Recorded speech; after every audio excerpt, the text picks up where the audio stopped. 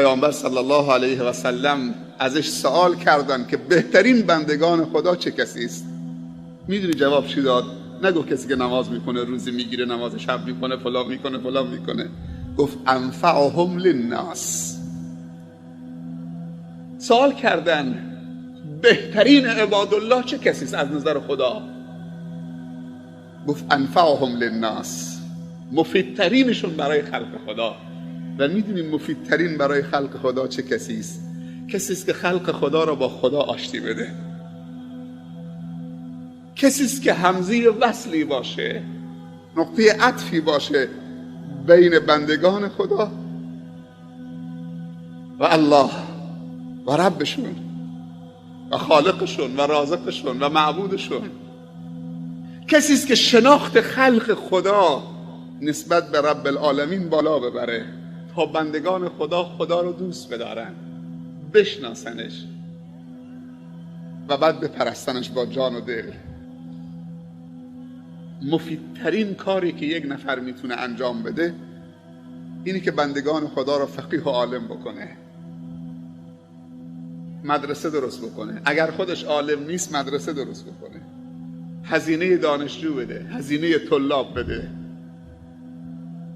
دعات و دعوتگران را خودکفا بکنه بی منت، نه که پول زکات تو کف دستشون بذاره در ملأ عام بگیرید 50 تومن پول زکاته، که شخصیتش رو خرد بکنه. پیامبر گفته صلی الله علیه وسلم لینبعث من کل رجلین احدهما والاجر بینهما. اگر خودت نمیتونی مفید باشی با علم نداری برای جامعه خدمت بکنی، احسان واقعی بکنی، مال دارید بیا با مالت احسان بکن برای دینداری جامعه، علما رو تأمین بکن، طلاب رو حمایت بکن، از علم و دانش و تقوا حمایت بکن، از عفت حمایت بکن.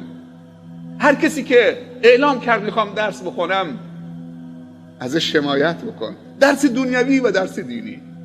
پزشک لازم دارین، مهندس لازم دارین، اگر خدا بهت داده بیا اینطوری امت اسلامی رو تقویت بکن. این بهترین احسانه. چرا ما تنبلیم؟ خدا ما رو تنبل خلق کرده؟ چرا من و تو نمیتونیم احسان بکنیم؟ با یک حرف خیرم نمیتونیم؟ همیشه اخمید. برای چه اخمی؟ تبسم که فی وجه اخیک صدقه. این یک احسانه، یه لبخند یه صدقه است، یک احسانه. خیلی کارها هست که پول نمیخواد، همت میخواد، یک کمی همت آنچنانی هم نمیخواد. حالا یه لبخند زدن چه همت میخواد؟ 2 تا لبات بلند کن، سپیده دندان پیدا میشه لبخند. ثواب بگیر، دل به دست بیار، شاد کن. ان الله كتب الاحسان على كل شيء. خداوند احسان و نیکی رو بر همه چیز نوشته. اولین احسانی که باید بکنید به خداست و بر مبنای ایمانت تو احسان به خلق خدا میکنید. احسان به پدر و مادر، احسان به شاگرد، احسان به معلم، احسان به همسایه، احسان به دوست و رفیق، احسان به برادر و خواهر مسلمان. بعضی احسانها با دعاست. باور کن خیلی جوانان هستن که در گمراهی به سر میبرن، همین دعای تو کارسازه، همین دعای تو کارسازه، میکشونه، جذابیت داره.